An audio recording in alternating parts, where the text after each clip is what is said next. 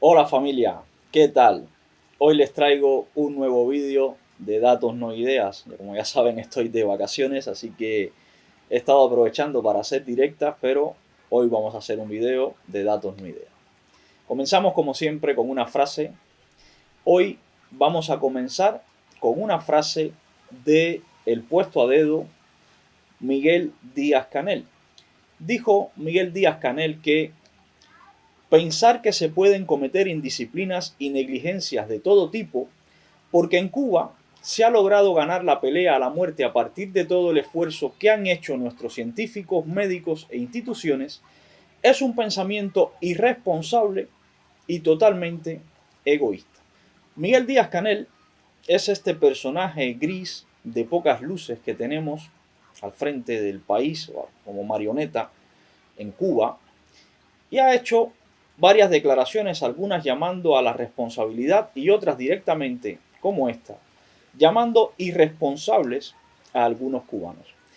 Estas declaraciones han sido respondidas por varias personas. Una de estas respuestas fue una carta que se hizo viral y que desde mi opinión fue una respuesta magistral ante la falta de respeto de las autoridades cubanas al llamar irresponsables a los cubanos de a pie. Como ustedes saben, a mí me gustan los datos, así que hoy vamos a ver con datos cómo el régimen cubano ha sido el único irresponsable en la gestión del COVID-19 en Cuba. Ha sido el régimen, desde su ambición y continua búsqueda de dólares, el que permitió que el virus entrara en la isla y se extendiera entre todos los cubanos. Nada mejor que una pequeña cronología de los 20 primeros días de la pandemia en Cuba para ver cómo ha sido el propio régimen el único irresponsable en esta situación. Comenzamos por el primer caso detectado en Cuba. El 11 de marzo se detecta los primeros casos de COVID-19 en Trinidad, las primeras sospechas. El 10 de marzo se identifican 4 turistas de la región italiana de Lombardía con sintomatología respiratoria que se encontraban hospedados en un hostal en la ciudad de Trinidad, provincia de Santi Espíritus, y que habían arribado por el aeropuerto José Martí de La Habana en días anteriores, hacía unos días prácticamente. De forma inmediata fueron ingresados en el Instituto de Medicina Tropical Pedro Curí, en el IPK. El mismo 11 de marzo, además, la OMS declara el COVID-19 como pandemia global. Ya desde aquí comenzamos con los primeros errores y las primeras irresponsabilidades. Muchos cubanos llevábamos varios días antes del 11 de marzo pidiendo al régimen que cerrara las fronteras. Si buscan en mi propio canal van a ver cómo varias veces me refería a esto. Los primeros turistas italianos detectados provenían, como les dije antes, de la zona de Lombardía, una de las zonas más afectadas de Italia y que ya había cerrado sus fronteras desde el 9 de marzo. ¿Cómo es posible que, siendo Lombardía la zona más infectada de Europa y que cerró sus fronteras 2 días antes, se haya permitido entrar turistas italianos de esta zona en Cuba y que no se hayan metido en cuarentena directamente? El día 13 de marzo, siguiendo la cronología, se confirma el nuevo caso de COVID-19 en Cuba. Para ese momento continuamos muchos cubanos pidiendo el cierre de fronteras y ya comenzábamos a pedir además el cierre de las escuelas. Todo esto está en nuestros canales de YouTube y en las redes sociales, pueden buscarlo. Ante lo cual, ante esta demanda de cerrar las escuelas, sale la ministra de Educación y declara que no cerrarán las escuelas por el momento. Además, la agencia turística Banatur invitó a seguir visitando Cuba a los turistas, aprovechando, según la agencia, que el calor es una supuesta contención eficaz ante el COVID-19. Por otra parte, el Ministerio de Cultura pospuso eventos masivos y suspendió también espectáculos en Cuba. Fíjense cómo, viendo esto ya en perspectiva, nosotros desde muchas partes del mundo estábamos pidiendo el cierre de fronteras. Y sale Habanatur a decir que Cuba es un país seguro, intentando replicar lo que decíamos, intentando negar, intentando responder a ese cierre de frontera que estábamos pidiendo. E igualmente comenzamos a pedir el cierre de las escuelas y sale la ministra otra vez a replicar lo que decíamos, a decir que se iban a mantener abiertas las escuelas. El tiempo definitivamente ha dicho que los que teníamos razón éramos nosotros y que los irresponsables fueron los representantes del régimen cubano que mantuvieron las fronteras abiertas y mantuvieron las escuelas abiertas hasta última hora. El 14 de marzo comienza la batalla mediática por el interferón, cuando Biocuba Pharma dio a conocer que 15 países habían solicitado información o suministro del interferón alfa 2B. Una vez más, el régimen hace uso de su maquinaria mediática para sacar partido, como lo hace siempre, de cualquier crisis. En este caso, anunciando a bombo y platillos un producto que ni es cubano ni cura el COVID-19. Pero lo importante era demostrar esa supuesta superioridad del régimen cubano en cuanto a su sistema sanitario. Claro, ahora viéndolo otra vez con perspectiva, y es algo que deberíamos aprender a hacer los cubanos, a ver las cosas con perspectiva, nos damos cuenta de que el interferón no sirvió para absolutamente nada, salvo para hacer propaganda del régimen y vender una mano de obra esclava en concepto de médicos a algunos países del mundo. Las ciberclarias y los cubanos incrédulos de aquellos días que aplaudían como focas, literalmente, el interferón, ¿qué pasó después? Ya ninguno quiere hablar del interferón, no sé por qué. El caso es que fue usado como una simple campaña mediática. El día 15 de marzo continúa el llamado del régimen a recibir turistas y se confirma el quinto caso de COVID en Cuba. Grisel López Fumero, funcionaria del Ministerio de Turismo, aseguró que Cuba seguirá recibiendo visitantes. Ya para estos días, varios países del mundo habían comenzado a restringir la movilidad de sus ciudadanos y de sus visitantes. En cambio, el régimen cubano, cuyo único interés ha sido y será, mientras exista el dinero, seguía llamando a que aumentara la afluencia de turismo hacia la isla. Todos nosotros desde varios países del mundo, incluso cubanos desde dentro de Cuba, ya estaban pidiendo el cierre de fronteras para preservar la seguridad del pueblo. En cambio, el régimen cubano seguía insistiendo en su llamado al turismo. El 16 de marzo comienza otra batalla mediática, esta vez por el crucero Brea Mar. El régimen, que no pierde oportunidad de sacar partido a su maltrecha imagen, vio en este crucero una gran oportunidad para mostrarse al mundo como, nuevamente, el salvador de la situación, poniendo en riesgo una vez más la salud del pueblo cubano y poniendo una vez más por delante su campaña mediática para sacar partido en cuanto a la imagen. Al mismo tiempo que intentaba dar este golpe mediático, en Cuba no había jabón para la población y el régimen comienza a vender hipoclorito de sodio. Recordemos que a principios de febrero la ministra de Comercio Interior, Betsy Díaz Velázquez, que es como se llama, dijo que no habría productos de aseo personal hasta abril. Pues estamos en marzo, para estos días. Todavía pasará un tiempo más sin que haya productos de aseo. Es cuando se empieza entonces a vender el hipoclorito. Pero luego, misteriosamente, hace apenas unas semanas, se llenan las tiendas en dólares de productos de aseo de todo tipo. ¿Será magia? Pues no lo sé, pero ahí están. El 17 de marzo, varias aerolíneas dejan de volar a Cuba. Air Europa, Evelop, Air France, todas estas cancelaron la mayoría de sus vuelos a Cuba ante la irresponsabilidad del régimen al continuar llamando a la entrada de turistas. Fueron las propias aerolíneas las que decidieron dejar de volar a Cuba para preservar la salud de sus tripulaciones. Tras la cancelación de los vuelos por parte de varias aerolíneas, se quedaron varados en varios países del mundo un número importante de cubanos, por ejemplo en Panamá. Para este día, ya el llamado en las redes sociales de varios padres cubanos pidiendo el cierre de las escuelas era bastante fuerte. Recordemos el video aquel de la diosa, que fue bastante viral por estas fechas, fecha 17 de marzo más o menos, pidiendo precisamente el cierre de las escuelas. Y el régimen seguía apostando por dar una imagen de normalidad al mundo acorde con su campaña mediática. El 18 de marzo muere el primer paciente de COVID o por COVID en Cuba. Uno de los italianos de 61 años fue el primer paciente en Cuba que murió por COVID-19. Para estas fechas todavía seguían las fronteras abiertas y las escuelas abiertas.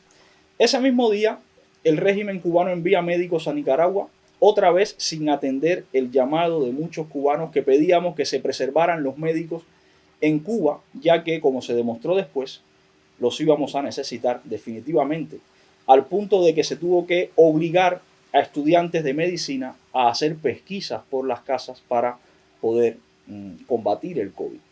Ese mismo día también atraca en el puerto del Mariel el crucero Breamar. El régimen cubano continúa con su campaña mediática poniendo en riesgo a la población cubana. El 19 de marzo reafirma desde Telesur el régimen cubano que no cerrará las fronteras ni las escuelas. Ante la campaña tan grande que se desarrolló en las redes sociales, el régimen tuvo una vez más que salir a la defensiva y para continuar con su campaña mediática, aún poniendo en riesgo el peligro y la salud de los cubanos, un funcionario afirmó desde la cadena Telesur que Cuba no iba a cerrar ni las fronteras ni las escuelas. Mientras se negaban al cierre de fronteras, este mismo día en Holguín y en Varadero, en hoteles de Holguín y de Varadero de estas dos provincias, se aislaba ya a grupos de trabajadores bajo sospecha de COVID. Fíjense qué despropósito cómo exponen al pueblo cubano ante una pandemia con tal de sacar hasta el último partido. Se negaban a cerrar las fronteras y ya habían trabajadores de hoteles que eran los que recibían los turistas que estaban siendo aislados bajo sospecha de COVID. El 20 de marzo, 10 días ya después de que se confirmó el primer caso de COVID en Cuba y con 25 casos de COVID ya acumulados, el régimen decide autorizar solo la entrada de residentes al país 10 días después y varios llamados al turismo después. Para este entonces ya no tenía sentido continuar haciendo llamados al turismo, ya que varias aerolíneas, como la estadounidense Southwest, las aerolíneas Air Canada, Air China, Air Transat, WestJet, todas estas anunciaron la cancelación total de sus vuelos a Cuba, además de las que ya habían cancelado anteriormente, así que no fue una decisión voluntaria del régimen cubano cerrar las fronteras, más bien fue una decisión a la fuerza, ya que las propias aerolíneas fueron las que se negaron a seguir volando hacia Cuba. El 21 de marzo parte una brigada de médicos esclavos hacia Lombardía. Continúa el régimen con su campaña mediática en un intento de fortalecer su imagen y envía médicos allí a Italia, la zona más afectada de Italia, que era Lombardía, la zona más afectada por el COVID-19. Recordemos todos aquella foto de los médicos con un retrato enorme de Fidel Castro y las banderitas italianas y cubanas, lo que reafirma que esto no fue un acto humanitario, sino más bien fue pura propaganda política del régimen. Mientras pasaba esto, en Guyana y en Haití había más de 1.500 cubanos varados desde hacía varios días, muchos de ellos durmiendo en las calles incluso, y no fue hasta este momento, por estas fechas, que se comenzaron a realizar las gestiones para que esos cubanos fueran trasladados hacia Cuba. El día 23 de marzo finalmente el régimen toma la medida de cerrar los colegios. Después de varios días exigiendo los cubanos al régimen que cerraran las escuelas, no fue hasta el 23 de marzo que se anuncia la decisión de cerrar las escuelas. Además se decretó el cierre del transporte interprovincial, incluyendo el ómnibus, el tren y los vuelos nacionales y el transporte privado. Se prohibió también la salida del territorio nacional a los cubanos, salvo algunos casos por razones humanitarias. Se ordenó el cierre de centros de reunión pública como gimnasios y piscinas. Los ciudadanos residentes que arriben a la isla fueron trasladados a centros de aislamiento durante 14 días y aquí es donde comienza el calvario entonces para muchos cubanos que hemos visto también videos en las redes sociales, cómo se les hacinaba en centros de aislamiento sin las más mínimas condiciones de higiene ni las más mínimas medidas de protección para no contagiarse del COVID-19. El 24 de marzo ya el turismo no era tan bueno ni tan bienvenido en Cuba.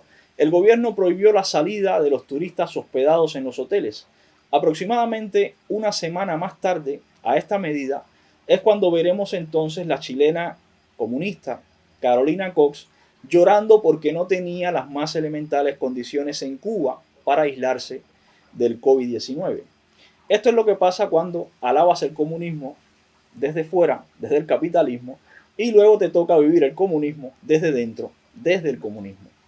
Esta medida dio lugar a un número importantísimo de denuncias de varios turistas desde hoteles hasta desde el propio aeropuerto José Martí, donde se pone de manifiesto la típica hipocresía, el típico desconocimiento, el típico adoctrinamiento de la izquierda.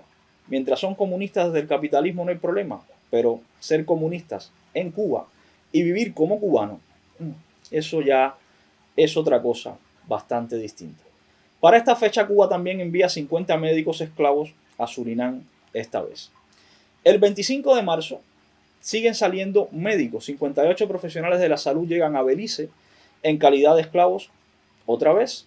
Y por otra parte, para esta fecha el régimen reafirma que no cerrará los círculos infantiles. Ya las escuelas estaban cerradas, solo quedaban los círculos infantiles que se iban a quedar abiertos.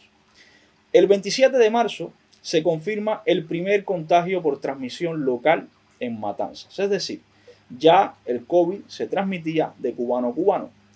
Fíjense cómo 16 días después de confirmar el primer caso, que es el que se detecta, el primer italiano, los primeros italianos, pues 16 días después es que se detecta el primer contagio por transmisión local, lo que confirma la irresponsabilidad del régimen al mantener las fronteras abiertas hasta el último momento.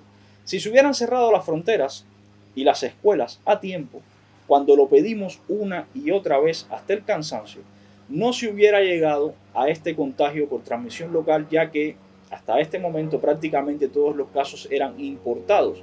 Si se hubieran cerrado las fronteras, esos casos importados no hubieran existido. Mientras importaban casos, el régimen en cambio seguía siendo llamado al turismo, sin importarle la salud del pueblo cubano ni la seguridad de los cubanos.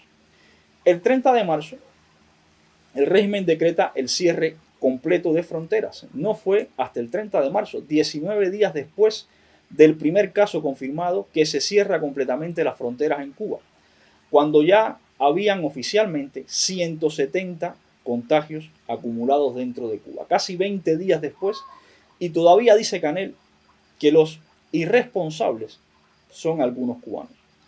El 31 de marzo comienzan los confinamientos obligatorios. El régimen, después de llevar varias semanas llamando al turismo, ahora decide confinar al pueblo.